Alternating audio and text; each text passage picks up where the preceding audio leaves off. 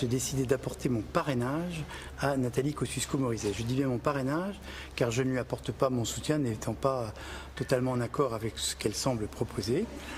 En revanche, je lui apporte mon parrainage afin qu'elle puisse être dans cette primaire et qu'elle puisse apporter sa contribution à un débat que je souhaite le plus démocratique et le plus large. Par ailleurs, je me bats à ses côtés et elle au mien face à la mairie de Paris sur de nombreux sujets, notamment la fermeture des voies sur berge.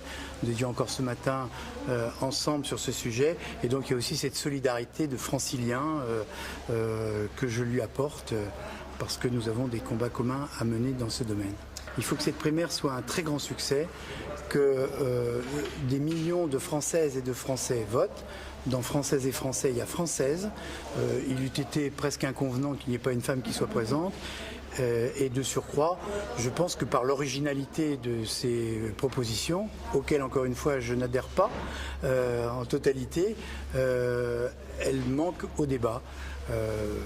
Elle a suffisamment de dynamisme, elle a suffisamment de conviction, elle peut parfois déranger, et elle dérange sûrement, mais je crois que si on veut jouer pour la première fois ce jeu de la primaire, il faut ouvrir le jeu et permettre à chacune et à chacun de s'exprimer. De surcroît, je pense qu'il vaut mieux l'avoir autour de la table que derrière soi, connaissant son tempérament. Je préside la Fédération des Républicains du Val-de-Marne où mes collègues parlementaires ont choisi chacun un candidat différent et donc je voulais jusqu'au dernier moment maintenir la cohésion. Donc c'est pour ça que je tardais à m'exprimer et je dirai le moment venu pour qui je vote à la primaire. Oui. Comme vous dites, c'est un parrainage, pas un soutien. Et là... Voilà, le parrainage, c'est une autorisation de concourir. Le soutien, c'est un vote, c'est une adhésion aux idées. J'ai des points de désaccord avec elle, notamment ce qu'elle propose en matière institutionnelle. Je pense que l'état de la France, tel que nous le trouverons en 2017, ne nécessite pas de se pencher encore sur les problèmes institutionnels et constitutionnels.